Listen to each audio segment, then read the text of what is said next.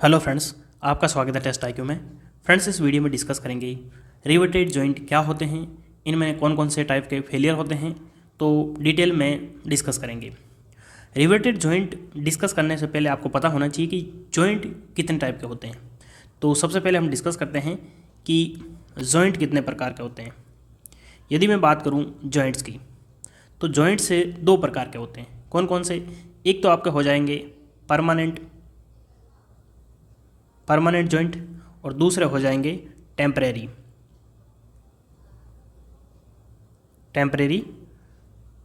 Joint. ठीक है। Permanent joint का मतलब क्या होता है कि वो परमानेंट हो गए, एक बार जॉइंट कर दिया तो वो परमानेंट हो गए, यानी कि when connected part is damaged at disengagement. इसका मतलब ये है कि जब हम इसको अलग करेंगे दोनों पार्ट को तो वो जॉइंट टूट जाएगा। लेकिन टेम्परेरी जॉइंट में क्या होता है कि जब हमारी ज़रूरत होती है उसको अलग करने की तो हम उसको अलग कर सकते हैं। तो आपको ये पता होना चाहिए कि परमानेंट जॉइंट में कौन कौन से जॉइंट आते हैं। तो यदि मैं परमानेंट जॉइंट की बात करूं तो जैसे कि एग्जांपल वेल्डेड जॉइंट, एक बार वेल्डिंग हमने कर दी तो वो परमानेंट हो जाती हैं। यदि हम उसको अलग करते हैं तो वो पार्ट्स तोड़ने पड़ते हैं। दूसरा ये हो गया आपका रिवेटेड जॉइंट। तो आपको ये पता चल गया कि जो रिवेटेड जॉइंट होते हैं वो परमानेंट जॉइंट होते हैं। फिर हम बात करते हैं जो वेल्डिंग है उसी का पार्ट है सोल्डरिंग या फिर ब्रेजिंग, ये भी क्या हो जाएगा? Permanent joint. फिर यदि मैं बात करूं टेम्परेरी की तो सबसे बेस्ट एग्जांपल है बोल्टेड जॉइंट्स। बोल्ट को हम जब चाहें ओपन कर सकते हैं, जब चाहे इसको टाइट कर सकते हैं। फिर आपका बेस्ट एग्जांपल आ जाएगा नक्कल जॉइंट, बोल्टेड जॉइंट, नक्कल जॉइंट, की जॉइंट और आपका कोटर जॉइंट्स। तो ये हो गए आपके टाइप किसके? जॉइंट्स के, परमानेंट जॉइंट और टेम्परेरी जॉइंट। अब हम डिस्कस करते हैं कि रिवेटेड जॉइंट क्या होते हैं। अब हम देखते हैं कि रिवेटेड जॉइंट क्या होते हैं। These are the permanent joint which are used in fastening of structure, ship building, airplane etc। तो यहाँ पे लिखा गया है कि कहाँ पे यूज़ होते हैं। तो ये एक प्रकार के परमानेंट जॉइंट हो गए और फास्टनिंग के लिए यूज़ होते हैं और शिप बिल्डिंग और एयरप्लेन में जनरली यूज़ आते हैं। और यदि मैं आपको बताऊं कि आपने रिवेट कहाँ देखे हैं, जैसे मैं बात करूं हमारे घर में जो फ़ैन होता है उसकी ब्लेड जो देखी होगी, एक जगह तो अपन स्क्रू लगा देते हैं जहाँ से हम उसको अलग कर देते हैं ब्लेड को फैन से, लेकिन उस ब्लेड के आगे की साइड जो लगे हुए होते हैं, हर ब्लेड में 3-3 लगे होते हैं, वो रिवेटेड जॉइंट ही होते हैं। तो यदि आपने नहीं देखे हैं तो आप देख सकते हैं। उसके आगे हम बात करते हैं riveted are made by upsetting and forging method. यानी कि यदि आपको पूछे कि रिवेट किससे बनते हैं तो एक तो आपका हो गया अपसेटिंग मेथड और दूसरा आपका फोर्जिंग मेथड हो जाएगा। Material used are steel, aluminium and brass. तो इन तीनों मटेरियल के जनरली रिवेट बनते हैं। Rivets are specified by shank diameter and types of head.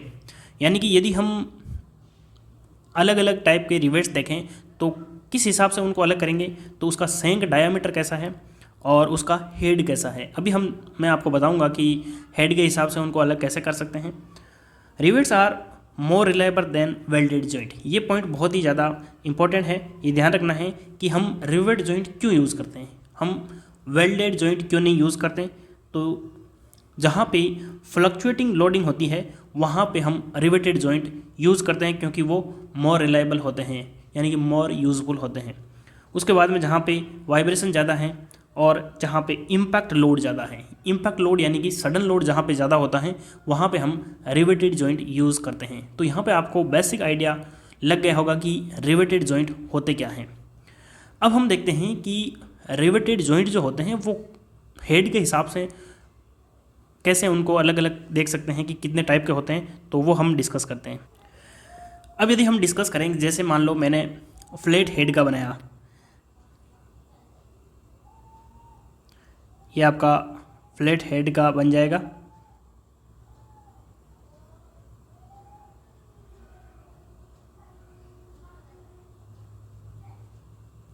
ये आपका क्या बन गया, फ्लैट हेड रिवेट। तो इसका क्या नाम हो जाएगा, फ्लैट हेड रिवेट। दूसरा हम बात करते हैं पेन हेड की।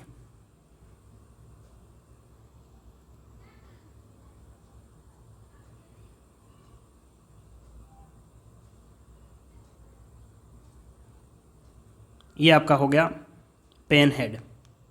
क्या हो गया, पेन हेड। ये एग्ज़ाम में आपको पूछ सकते हैं, इसलिए आपको पता होना चाहिए। फिर हम बात करते हैं काउंटर सिंक हेड की।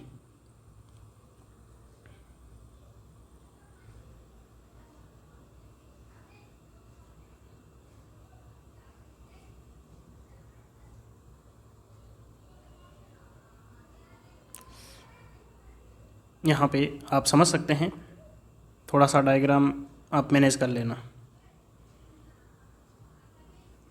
तो ये जो हो गया आपका, क्या हो गया, काउंटर सिंक।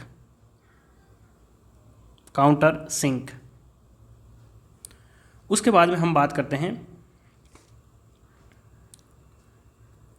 स्नैप हेड की। कौन सा हो जाएगा, स्नैप हेड।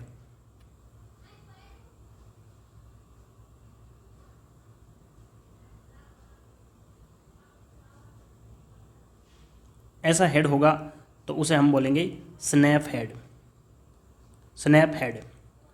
और एक और बच गया आपका कॉनिकल हेड। यदि मैं कॉनिकल हेड की बात करूं,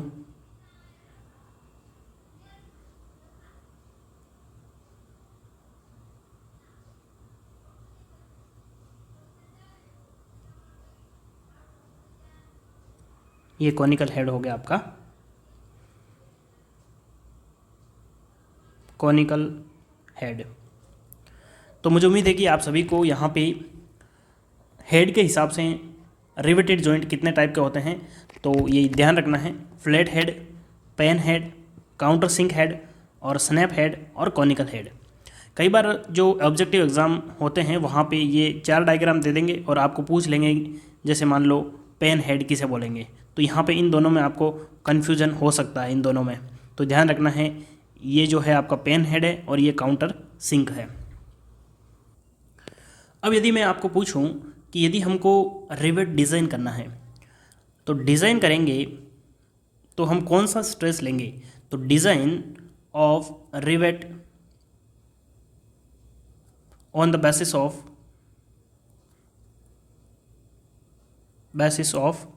विच स्ट्रेस, इंजीनियरिंग स्ट्रेस। ये आपको ध्यान रखना है, बहुत ही ज़्यादा इंपॉर्टेंट पॉइंट है। यदि आपको पूछे कि रिवेट को कौन से स्ट्रेस पे डिज़ाइन करते हैं तो इंजीनियरिंग स्ट्रेस। और जब हम डिज़ाइन करते हैं रिवेट को तो किस बेसिस पे करते हैं, डायामीटर के, engineering stress and on diameter, basis of diameter, यानी कि उस डायामीटर की साइज़ के हिसाब से उसको डिज़ाइन करेंगे। अब यदि हम बात करें कि उसके अंदर स्ट्रेस जो है यानी कि उसकी स्ट्रेंथ यदि हमको कैलकुलेशन करनी है तो हम किसकी साइज़ लेंगे। एक होता है जब हम रिवेट लगाते हैं तो किसी प्लेट पे ही रिवेट लगाएंगे, तो हम प्लेट की साइज़ लेंगे या फिर रिवेट की। तो यदि मैं बात करूं कैलकुलेशन की, कैलकुलेशन ऑफ स्ट्रेंथ, तो यदि मैं स्ट्रेंथ कैलकुलेट करूंगा तो यदि रिवेट की बात करूंगा तो मैं रिवेट डायमीटर लूँगा, और यदि मैं प्लेट की स्ट्रेंथ देखूंगा प्लेट की, तो मैं क्या कंसिडर करूंगा, होल डायमीटर। अब यहाँ पे आप सोचोगे कि होल कहाँ से आ गया, तो अभी हम देखते हैं कि रिवेट हमने टाइप देखे उसके हेड के हिसाब से, लेकिन रिवेट जब प्लेट के लगेगा तो वहाँ पे कौन कौन से जॉइंट हो सकते हैं वो हम देखते हैं। तो वहाँ पे आपको समझ में आ जाएगा कि होल डायमीटर कौन सा हो जाएगा। यदि मैं बात करूँ जॉइंट की, तो जॉइंट जो है वो 2 टाइप के होते हैं। एक तो आपका हो जाएगा लैप जॉइंट और दूसरा हो जाएगा आपके बट जॉइंट। ये आपने नाम सुने होंगे। अब लैप जॉइंट क्या होता है, जैसे मान लो आपकी कोई एक प्लेट है, ये आपकी प्लेट हो जाएगी। डायग्राम हम बहुत ही आराम आराम से बनाएंगे ताकि आपको अच्छे से समझ में आ सके। दूसरी प्लेट हम देखते हैं,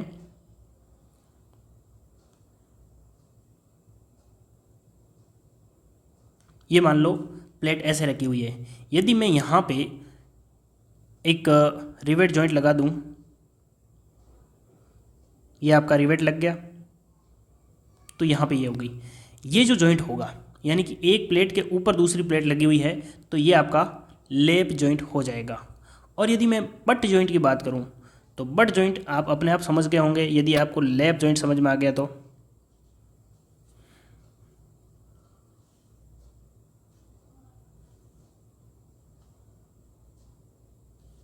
अभी आपको समझ में आ जाएगा।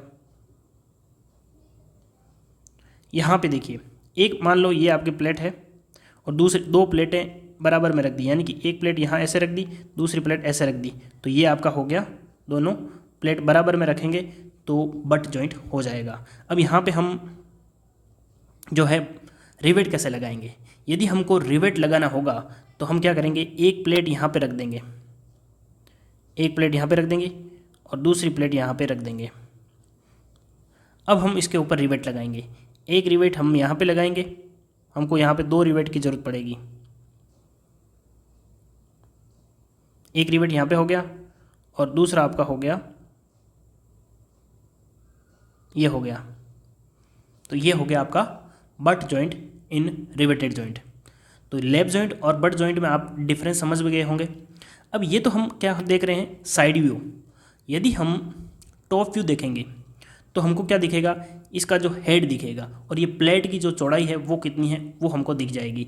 जैसे मैं आपको, ये आपका क्या हो गया, साइड व्यू। अब हम टॉप व्यू देखते हैं, यहाँ पे टॉप व्यू बनाता हूँ। जैसे एक प्लेट मैंने बना दी,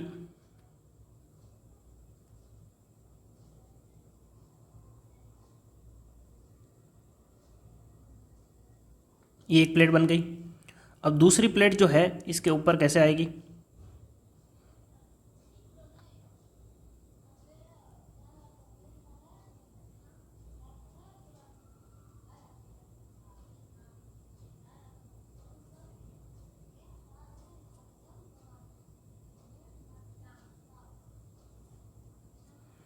ये आपके दूसरी प्लेट आ गई।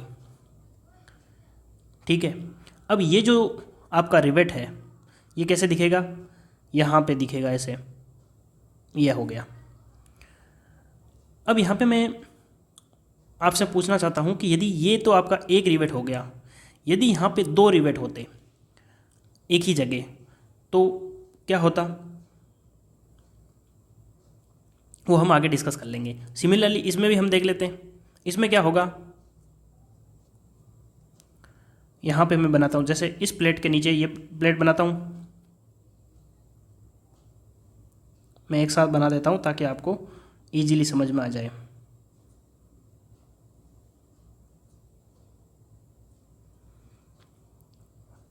अब ये जो है नीचे वाली प्लेट हो गई, इसके ऊपर एक प्लेट और रखी हुई है, वो भी मैं बना देता हूँ। तो वो मैं उसी कलर से बना देता हूँ ताकि आपको कोई कन्फ्यूज़न ना रहे।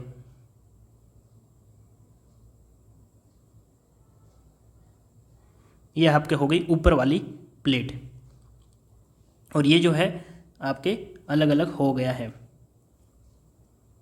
यानी कि ये दो प्लेटें आपस में बट के रूप में रखी हुई है। ठीक है, और जो हिडन पार्ट होता है उसे हम क्या डॉटेड लाइन से रिप्रेजेंट करते हैं। ये क्या है, ऊपर वाली प्लेट, ये जो है आपको दिख रही है ये वाली, और नीचे वाली हमको दिखेगी नहीं क्योंकि हम टॉप व्यू देख रहे हैं। और ये जो आपका होल हो गया ये वाला, और ये हो गया, ये लाल कलर से बनाया हुआ है तो हम लाल कलर से बना देते हैं, कोई बात नहीं, ताकि आपको कोई कन्फ्यूज़न ना रहे। तो मुझे उम्मीद है कि आपको लैप जॉइंट और बट जॉइंट समझ में आ गया। अब यदि फ्रेंड्स आपको पिच समझना है तो पिच क्या हो जाएगा, देखिए यहाँ पे, यहीं पे मैं समझा देता हूँ। जैसे यहाँ पे एक जो है आपका रिवेट की जगह दो रिवेट होते, दो रिवेट होते तो क्या होता, एक यहाँ पे हो जाता और एक यहाँ पे हो जाता। अब ये जो दोनों रिवेट है, इसका चाहे टॉप पार्ट ले लो दोनों का, तो इन दोनों के बीच की जो डिस्टेंस होती है उसी को हम क्या बोलते हैं, पिच बोलते हैं। और पिच को स्मॉल पी से रिप्रेजेंट करते हैं, यानी ये पी क्या है, पिच हो जाएगा। तो पिच जो है यानी कि दो होल के बीच की जो डिस्टेंस होती है वो आपके हो जाएगी पिच हो जाएगी, या फिर दो रिवेट के बीच की डिस्टेंस होती है वही पिच हो जाएगी। तो यहाँ पे आपको पिच भी समझ में आ गया। और जहाँ पे यदि मैं फोर्स की बात करूँ तो फोर्स कैसे लगेगा, इस प्लेट का इस साइड फोर्स मान लो पी लग रहा है तो ये आपका फोर्स हो जाएगा। तो यहाँ पे ये जो पी है ये फोर्स है और ये जो पी है ये आपका पिच है, या मैं इसे एफ से रिप्रेजेंट कर देता हूँ, फोर्स हो जाएगा आपका। ठीक है, अब मैंने यहाँ पे आपको बेसिक थ्योरी समझा दी है। अब इनमें फेलियर कैसे होगा वो सबसे ज़्यादा इंपॉर्टेंट है। तो types of failure in riveted joint वो हम देखते हैं, वो बहुत ही ज़्यादा इंपॉर्टेंट पार्ट है। यदि मैं रिवेटेड जॉइंट में फेलियर की बात करूं तो यहाँ पे फेलियर जो है marginal failure, shear failure, tear failure, different type of failure होते हैं। यदि मैं सबसे पहले बात करूं नंबर 1 फेलियर की, मार्जिन फेलियर। मार्जिन का मतलब ये होता है कि सबसे कम फेलियर, मार्जिन फेलियर। अब ये जो मार्जिन फेलियर है वो कैसे होगा, यदि मैं लैप जॉइंट की बात करूं और यदि उसका टॉप व्यू देखूं, तो अभी मैंने आपको बताया था कि टॉप व्यू जो है आपका ऐसा हो जाएगा। एक बार और समझा देता हूं मैं फटाफट। एक आपकी प्लेट ये हो गई और दूसरी प्लेट आपकी ये हो जाएगी।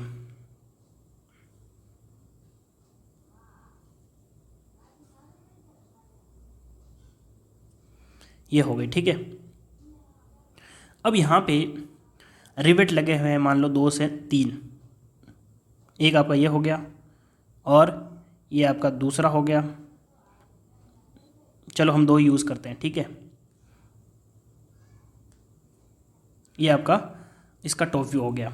ये जो होल है यहाँ पे आप ध्यान से देखेंगे तो यदि हमारा ये जो डिस्टेंस है, ये जो डिस्टेंस होती है ना वो कितनी होती हैं, वो होती हैं m बराबर, m यानी कि मार्जिन हम कितना लेंगे 1.5 times of diameter of hole, यानी कि ये जो हमारा होल है इसका डायामीटर जितना भी होगा उसका 1.5 गुना लेंगे हम मार्जिन। तो यहाँ पे यदि यहाँ से प्लेट फेल होती है, यदि हम फोर्स यहाँ से हमारा P फोर्स लगेगा दोनों तरफ से, तो यहाँ से यदि ये फेल हो जाता है तो इसको हम बोलते हैं मार्जिन फेलियर। तो यदि आपको पूछे कि मार्जिन फेलियर होता कहाँ पे है, तो प्लेट का जो एंड पोर्शन होता है वो यदि फेल होता है तो उसे हम बोलेंगे मार्जिन फेलियर। यानी कि हम कह सकते हैं टियरिंग फेलियर अलग होगा। Tearing failure of the plate at the end of the plate, यानी कि ये हमारी प्लेट है, इस प्लेट के एंड साइड में जब फेलियर होता है तो उसे हम बोलेंगे मार्जिन फेलियर। अब हम डिस्कस करते हैं दूसरा शियर फेलियर। अब हम देखते हैं शियर फेलियर। तो शियर फेलियर कहाँ पे होगा, शियर फेलियर होगा आपके रिवेट में, यानी कि ये जो आपका रिवेट है यहाँ से फोर्स लगेगा और यहाँ से भी फोर्स लगेगा। तो यहाँ से यदि ये दोनों प्लेटें खिसकेगी तो ये जो यहाँ से करेक्ट होगा, मैं इसको अलग डायग्राम से समझा देता हूँ। जैसे ये आपका रिवेट हो गया,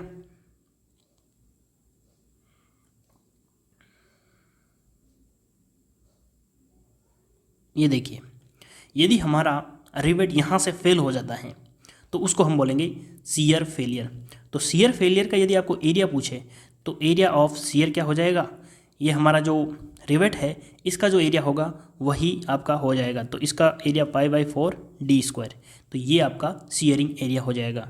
और यदि हमारा एक रिवेट की जगह 2 रिवेट होगा तो ये एरिया 2 टाइम्स हो जाएगा, 3 है तो 3 टाइम्स, n है तो n टाइम्स हो जाएगा।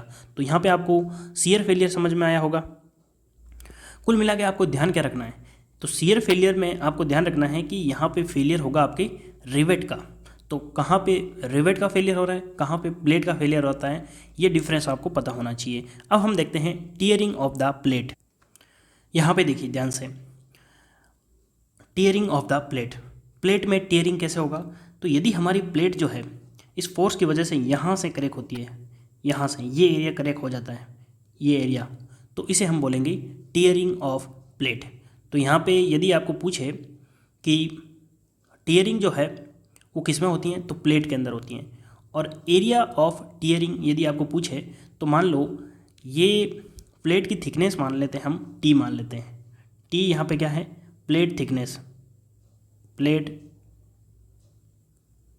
थिकनेस है, ठीक है। तो एरिया क्या हो जाएगा, एरिया आपके हो जाएगा, यदि मान लो ये विड्थ जो है ये W है, तो एरिया क्या हो जाएगा, यदि प्लेट का एरिया देखूं तो W इंटू क्या हो जाएगा T, ये एरिया हो जाएगा। लेकिन हमको ये जो होल है हमारा, इस होल का जो है डायामीटर निकालना है। कितने होल है, यहाँ पे 2 होल है, तो 2 होल का डायामीटर निकाल दीजिए, बाकी आपका प्लेट का एरिया आ जाएगा। तो W माइनस कितना हो जाएगा, 2 होल है तो 2 times of diameter of hole, ये तो आपकी इसकी विड्थ हो गई इंटू T। तो ये कौन सा एरिया आ गया, टीयरिंग एरिया आ जाएगा।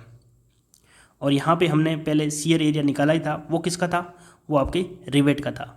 अब हम देखते हैं क्रशिंग फेलियर, एक और बचा है क्रशिंग फेलियर। अब हम डिस्कस करते हैं क्रशिंग फेलियर। क्रशिंग फेलियर कब होता है, जब हमारा जो प्लेट है, प्लेट के अंदर की साइड जो है यहाँ पे यदि फेलियर होता है तो उसे हम बोलेंगे क्रशिंग फेलियर। और क्रशिंग फेलियर का दूसरा नाम है bearing failure.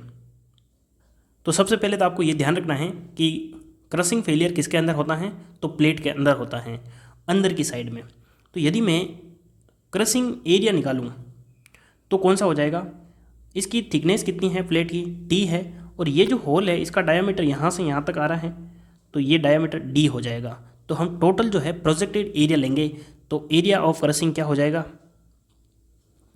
Area of crushing ये हो जाएगा आपके डी इंटू टी। ये क्योंकि हम जो है इसको प्रोजेक्टेड एरिया लेते हैं। प्रोजेक्टेड एरिया का मतलब है कि यदि हम डायरेक्ट यूँ देखें तो ये आपका हो जाएगा, इसकी टी थिकनेस है और ये होल है, इसका डायामीटर डी है, तो ये प्रोजेक्टेड एरिया हो जाएगा। इसे हम क्या बोलेंगे, प्रोजेक्टेड एरिया। और ये आपको ध्यान रखना है डी इंटू टी। ये कहाँ पे काम आएगा, जब हम स्ट्रेंथ निकालेंगे, किसकी, रिवेट की निकालेंगे, प्लेट की निकालेंगे। तो नेक्स्ट वीडियो में हम स्ट्रेंथ निकालेंगे। तो इस वीडियो में हम यहाँ तक डिस्कस करते हैं। तो यहाँ तक वीडियो आपको कैसा लगा कमेंट बॉक्स में ज़रूर बताना, और यदि आपको वीडियो पसंद आता है तो वीडियो को लाइक ज़रूर करें, दोस्तों के साथ शेयर ज़रूर करें, और चैनल पर नए हैं तो सब्सक्राइब ज़रूर कर लें। तो वीडियो को कंप्लीट देखने के लिए धन्यवाद। मिलते हैं अगले वीडियो में, तब तक के लिए जय हिंद जय भारत।